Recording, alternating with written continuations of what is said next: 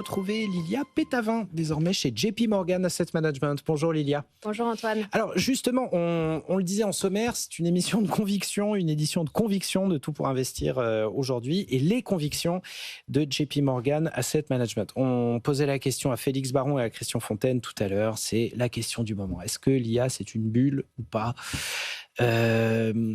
On n'a toujours pas de grande conviction. Quel est l'avis de JP Morgan Asset Management là-dessus ? Est-ce que vous avez des éléments pour dire s'il y a bulle, s'il y a risque, s'il y a posture prudente à adopter ou pas ? Alors c'est vrai que c'est la question numéro 1 pour tout investisseur aujourd'hui dans le marché actions, parce que si vous investissez de façon passive dans un indice d'actions global aujourd'hui, vous avez 35% de votre portefeuille dans la tech et 65% dans les entreprises américaines. Ce qui est important aussi parce que la moitié de la croissance du PIB américain cette année a été générée par les investissements dans l'intelligence artificielle. Je trouve qu'aujourd'hui, ce qui est compliqué, c'est que nous sommes à un point clé de la commercialisation d'une innovation de rupture. Et ce moment, c'est le moment où il faut investir de façon colossale sans connaître la taille future du marché. C'est ça. C'est toujours le cas quand on a des innovations véritablement de rupture, et nous en sommes là. Donc, il y a des points d'interrogation. Ce que l'on sait, c'est que les entreprises qui fabriquent les puces, Nvidia, AMD, se portent très bien. Elles ont des marges brutes de plus de 70%.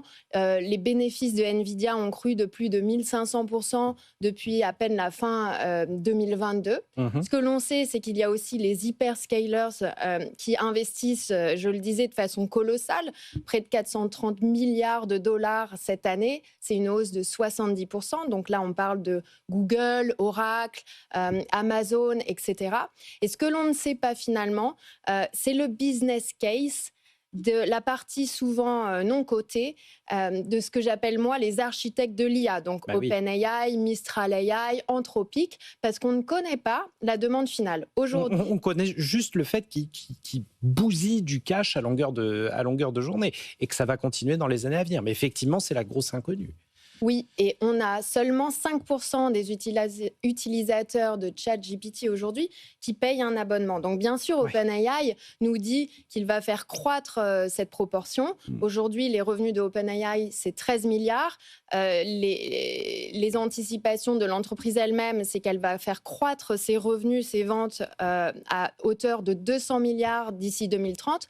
Mais moi, quand je regarde les sondages, par exemple, du Census Bureau américain, ils me disent que seulement 10% des entreprises aujourd'hui aux États-Unis utilisent l'IA dans leur process de fabrication. Donc c'est peu. Il y a d'autres sondages qui sont plus optimistes, qui mettent ce chiffre plutôt aux alentours de 45%.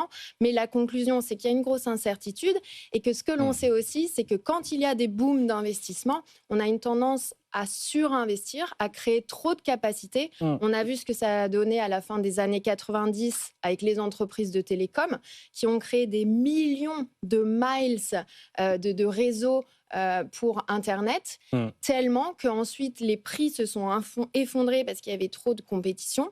Et donc finalement, le rendement escompté, les marges attendues n'étaient pas là. Et par ailleurs, les bénéficiaires du marché, ceux qui ont vraiment pris les profits de l'innovation technologique et donc Internet, ça n'a pas été les télécoms. Ça a été Apple, ça a été le marché de la téléphonie mobile, etc. Ceux qui étaient en contact avec le consommateur, finalement.